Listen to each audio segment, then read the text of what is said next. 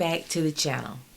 Today's discussion is on a post that we saw on social media asking people a choice to decide between A, 850 credit score, B, $2, $5, $6 million, C, $4,000 a week. For life. This question has come up several times on social media, and there are thousands of people commenting on their choices. So I wanted to bring this up because we had a video last week that we talked about the credit cards and credit score. So you'll see a little of the continuation here, focusing more on these options and what would be your option if you were giving these options. Yeah. Well, what would you do? Right. So, sweetheart, if someone gave you the option, what would you choose? I know what I would choose. Well, if it's $2, $5, or $6 million, let's just go with the $2 million. I would probably take the $4,000 a week. The 850 credit score wouldn't mean anything to me at that point. Okay. Because $4,000 a week, if for whatever reason your lifestyle is so crazy you can't live on $4,000 a week, you already got problems. Your credit score is the least of your issues. Okay. Right before you finish, I'm sorry. Let me put this out here. Disclaimer: we are not financial advisors. No, this is just my dumbass This is opinion. just our opinion on the topic at hand. Now back to your. So, yeah, if it's $4,000 a week for life, I would take that because if my credit isn't that good, there's no reason I couldn't fix it with $4,000 a week. Okay. Especially if I'm working, which the smart person would probably keep working if they had a decent job. If they had a job they hated, yeah, it might take some time off, whatever. But you probably keep working, start saving some money because it's gonna help you out in the long run. $2 million, it would take 9 years to earn the $2 million at $4,000 a week, which sounds like a long time, but when you think about it, if someone just handed you $2 million, you've never had that much money in your life, you're gonna mess it up. Like, there's a good chance you're gonna mess it up unless you got some really good people behind you helping you out and not begging you for money. There's a good chance you're gonna mess that money up. Okay. And then it's gone. So if someone gave me those options, I'd take the $4,000 a week because I feel like, I don't know, taking the money up front, I'd end up messing it up. And $4,000 a week, I should be able to fix any bad credit I got. If I can't, my lifestyle's already messed up. Okay. So I agree with Steve on the $4,000 a week. Now, what I would like to do is go through the option. Now, option 1 is the credit score. Now, do you need an 850 credit score to purchase small items, large items? No, you do not. You just need a decent credit score. Whether that is, it can be 550, it can be 600, 650, 700. As long as you have some type of credit, most likely you would be able to purchase these items. Right. Now, APR, annual percentage rate, may be a little higher, which is your interest rate against your purchase, than it would be if you had an 850 credit score. Now, as I stated before, having an 850 credit score will give you lower interest rates when you're purchasing a home, a car, a bank loan. So yes, that option to have an 850 credit score, it's an option. But do you need it? Not necessarily. Yeah, and the thing is, how often do you purchase a home or a car or something where your credit score, your interest rate is really relevant? It's like, think about what I'm saying, like smaller items that you might purchase on a credit card. Your credit card, when you get it, it's going to have a set interest rate. It doesn't matter. It doesn't matter what your credit score is. Right. Now, they might give you a higher limit if you have a higher credit score. Yes. But otherwise, it doesn't change, the rate that you're paying. So unless you're buying a new house every week. No, with the credit card. Sometimes what I'm saying is that, like, for big purchases, yes. You need a better credit score for a lower interest rate, but how much you actually need to buy those items for that to really matter. Right, because you can pretty much, if you have cash, you can just pay for it for cash if it's a small item. Yeah. Okay, so let's go to option B. $2 million. You brought up people will most likely mess up $2 million. Yeah, it's the same with it. It doesn't matter who the person is. I'm not talking about like black people versus no. People in general. If Yes. you hand them something that they've never had A lot a of lot of, they don't know exactly how to deal with it unless they've got some really good people around them. right.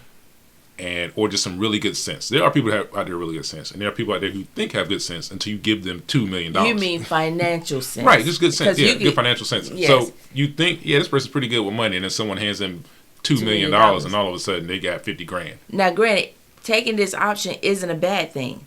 You just have to You got to know what to do with it. strategic Yeah. on how to make good financial decisions that will not lead you back to where you started. Right. Let that money make money for you, whatever it is. But get the right people in your corner, and not Right. people who are just looking like this. Yes. Can I have? Can I have? Because when you do get $2 million, now you, like he said, your circle will become bigger than what it was when you were broke and when you didn't have $2 million. When you didn't have $2 million, you may have had 2 or 3 friends. Then all of a sudden, people find out you have $2 million. Hey, your phone start ringing. People start showing up that you hadn't seen in years, and like, hey, buddy, and you're like, buddy, I haven't seen you in 15 years. What's up? Yeah. So many people who win the lottery wind up or end up back where they started. Yeah. Or worse. More money, more problems. Yes. It's a real thing. It's a real thing. What's more stressful? Having $2 million and not really knowing how to handle $2 million, or getting paid $4,000 a week? One of them is stressful and one of them isn't. Well, yes, because I was just thinking, if someone had handed you $2 million, you have all this money, and now you got to think about what to do with it, you know. And let's just say if you hit the lottery, you got to deal with taxes because they take a good percentage of that. And then if you were already gambling, Yeah, if you're already the type of person that was, you're going to gamble that $2 million because in your mind, you just won $2 million. You're no gonna loss to you. Huh? It's no loss to you. No, but you're going to think about trying to win more. Yeah. You're always chasing it. So I say all that to say this. It's not like someone who's getting $4,000 a week can't mess that up too. Well, yeah. It's totally fair to say that. Yeah, but we ain't got to that point yet. We still on the $2 million. Let's continue. Okay, so when you have $2 million, and we're talking about your circle getting bigger, and you may feel obligated to lend money, don't. Yeah. If you didn't have money to lend before those people showed up, you don't have money now. Yeah. And you're giving money. You're not lending it because they ain't giving it back. Yeah. And also overspending. When you have $2 million, you will overspend if you're not thinking, because you're going to say, oh, I got all this money, I can buy this. I'm going to go get me a newer car. What's wrong with the car you have right now? Or you're not going to look for any deals. That too. Where you will ordinarily be looking for the best deal possible. Yes. If you got a little extra money, you're probably going to like, I ain't worried about the deal. I'm going to just pay for it. Yeah, we're gonna fly first class every time. Right. I don't need no deals. Yeah. So you're gonna mess that money up. You will wind up overspending. And ways to manage your money if you get $2 million, if you have millions of dollars, look at investment opportunities. Yeah. That can be low risk stocks, but first educate yourself on investments. Or just do the smarter move. If you don't know anything about that, do the smarter move and speak to like a financial advisor. You got $2 million. Pay them $100 an hour. But you still need to educate yourself, because there are financial advisors that will. They'll take advantage of you. You don't know nothing. Exactly. Yeah. So educate yourself on what options that you decide to invest in. Don't fall into those scammers. No. Sons of bitches. Them people online are like, I Bitcoin. got this. Right. I got this course. And don't do it. Don't do it. Don't do it. Educate yourself on whatever you decide. If you're going to purchase properties, understand the market, understand what your risks are. And even if you decide that you don't want to do that in the country you're in, you can also buy properties outside the country that can be more affordable, and you can just outright pay for it. But the same thing applies like where we live in Ecuador. It's don't just pay for something because it looks nice Yes. and you're just willing to pay whatever they're charging because it's a good chance they're charging a lot more than you need to pay. Yes. So the third option, My option. his option, Yours too. option C, getting $4,000 weekly for life. This option is guaranteed for life. And what would you do with $4,000 a week? Now, so let me just say, of course, Your lifestyle. this is age dependent. This is age dependent. If you're 85 years old, someone says, I give you $4,000 a week for life versus $2 million, I would probably take the $2 million at that age. Okay. Now, late 40s ish, or even younger, I would definitely take the $4,000 a week. 'Cause Okay. like I said, it only takes 9 years to get to $2 million. Let me ask you this. So, when you hit the lottery, you get an option to get the full payout or you can get a weekly. I don't know if it's monthly, yearly. I don't know how they do it. Yeah, because we never had. It's stretched we never out. hit it. Stretched out. Yeah. Why do you think people pick the full payout? Because this is what you're saying. If you're 85, you would choose the $2 million versus the 4,000. But now that you're younger, if you're like you say age dependent, if you're in your 30s and 40s, you would choose the 4,000. Yeah. So which one would you choose if you hit the lottery? The same? Would you be the It same? would literally depend on the amount of that lottery. And these are all hypothetical, of course. Yes. But just like someone just won that like 1.3 billion, it was like in Oregon or something. I would probably, and I don't know the terms. I don't know if they're doing 20 years or they do like 40 years. I don't know how the term is. Age dependent. If I was young enough, like $1 billion spread out even over 20 years is still a lot of money every year. Okay. Like I might go that route because you're going to get more of it. Even though you're going to pay tax on each year, like you're still going to get more as a total Right. number. Yeah. And it's less likely that you can fuck off all your money all at once. Now, of course, it's difficult to do that anyway with $500 million, but I don't know, it would be difficult. It would be a hard choice. I'd have to talk to like some financial advisors, some lawyers or whatever, and they say, well, look, this is what it's going to cost you, or, you might not live to see that, and blah, blah, Yeah, blah. I think that's the thing. And I don't know if you can, I don't think you can transfer a lottery winner. You So, cannot. yeah, you know what? Check that. I'd probably just take the lump sum, and that's probably why people do it. Yeah. But if it's that big a lottery number, it's like $1 billion where I know 1.3 billion, where I know I'm going to get like 500 million because they're going to take 40 off top and then do some federal tax and all this other stuff. Yeah, I'd probably just take the 500 million. But in this case, no, you're talking about $4,000 a week for life. Because that's $2 your. million, I mean, you right. have that's the option. 2 million. Man, I can't say it's not a life-changing number. It is. Okay. But it depends on where you live, how you live. Yes, 2 million in one place don't go the same as 2 million somewhere else. that's true. But somewhere else may not be somewhere you want to live or be. That's correct. So when it comes to like just planning for life and just having that thought in my head, like, oh, I'm good I'm good weekly for the rest of my life. With Right. $4,000. Now, of course, $4,000 now ain't gonna be the same as $4,000 in 30 years. It might be only be worth $1,500 in 30 years, but it's Okay. still every week that you're getting that you don't have that to you work don't have to for. do shit for. Okay, so I said I would choose $4,000 a week. Now, for me, I probably would just quit my job. I would 16 grand a month. Yeah, nothing wrong with I would that. probably just quit my job.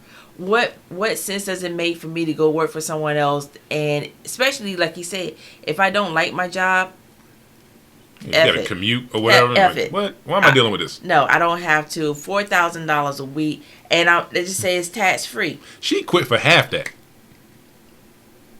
No, I don't think so. You pushing it. Okay. But if I made $4,000 a week, which is $16,000 a month, we would be in another country.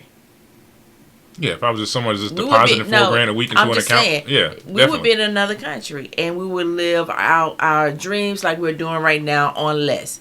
However, I can still get $2 million like we discussed earlier, within 9 years, like 9.5 years, I can still get $2 million in 9.5 years. I can build my credit score to 850 with $4,000 a week because I can go out and purchase a loan, get a car, get a line of credit, whatever, a boat, and pay that joker off in 6 months. My credit score is going to increase. I'm going to have a good credit report rating. So all of that can be acquired with me making $4,000 a week. I can invest and make the money work for me, whether it's in an IRA, it's stocks, a CD, whichever. Just know that you have to be financially educated on what you're doing with your money. Just mature, really. Yeah, be mature about honestly, what's crazy is I think that even though we both said the $4,000, if the only options were 850 credit score or $2 million, we definitely take the $2 million because we're mature enough to make that stretch.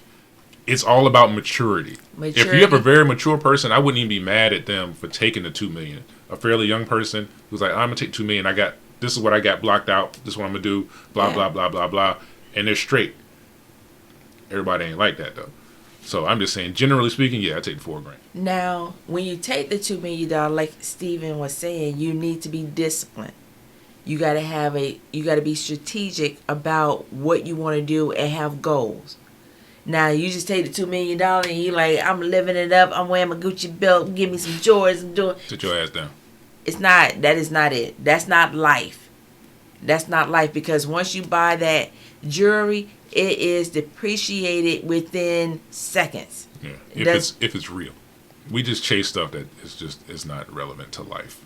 No, it's like, why?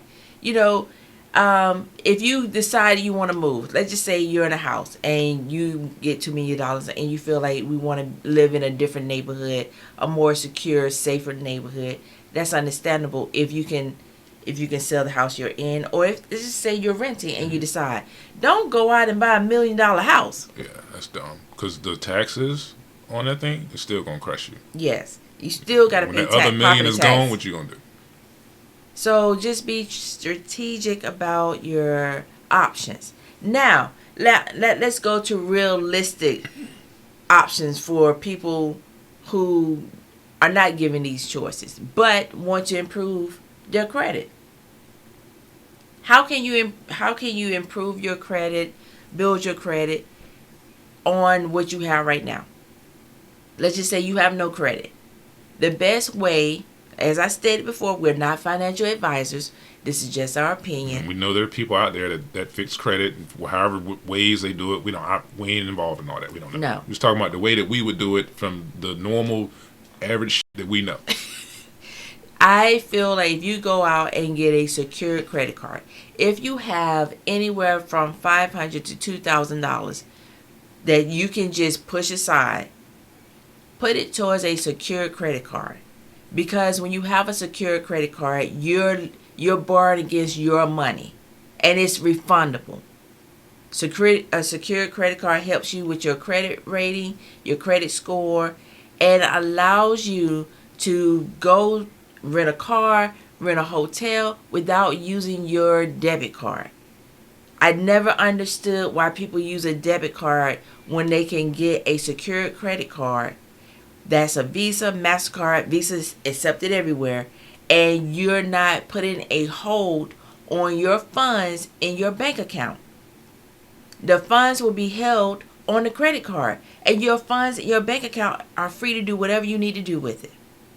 And what I mean by that is, if you get a secured credit card, whatever you put on there is refundable. Let's just say you put $200, a $200 deposit on your secured credit card. So you put it on there and you have it for 6 months. And you're like, oh, this is working for me. You can increase and put more money on that secured credit card and use it, and it's reporting your payments to your account. Several different cards have several different requirements. I know with Capital One, you can put anywhere from $50 to $200. Discover, I think it's like $200. They have no annual fee. A lot of credit cards require an annual fee of $49 up to $700. I know Amex. A lot of people don't have Amex, and there's a good reason, because if you purchase something on your Amex card, you have to pay it in full. Like, if you go out and spend $150 on Amex, you either pay it in full or you pay a fee to split it in monthly payments, and you don't want to do that. So they just take the economical way and go with a Discover or a Capital One Visa card that doesn't have an annual fee, has a minimum required deposit that's refundable, and build your credit. So many people go out here and rent a car and use their debit card, and the first thing they say at the rental place, there's going to be a $150 hold on your bank account. And if you don't have $150 to be put on hold against your checking account on your bank account, you need to get a credit card. You need to do something to help better your situation. Yeah. We're not saying go ahead and get a credit card and go crazy. Yeah. We're just saying get a secured credit card, because it's your money that you're borrowing against, building your credit, bettering your score for future things that you may want to purchase. Yeah. And we may have mentioned this before, but if, let's say, you want to purchase something and it's not a big ticket item, right? And what we always say is, if you're going to go out and buy something that's not big ticket, you should at least be able to afford to pay cash for it. Yes. But if you can put it on credit and pay it off before there's an interest fee, then do that. So what I mean by that is, let's say you want to buy something like a washer, dryer, or combo, and it's going to, sake of argument, it's going to cost $850. Yeah. For both? Together, yes. Okay. You have, because you're smart about your money, you've saved up the $850, or at least you've saved maybe half, $500 or so. $500, okay. And you say, okay, I want to buy a washer and dryer. So you go to Lowe's or Home Depot or any place that, sells these things. And we know for just experience, Lowe's and Home Depot are very good about this. Sign up for their card. Yes. If they approve you on the credit, you get a 10% discount, yes. Usually right off top.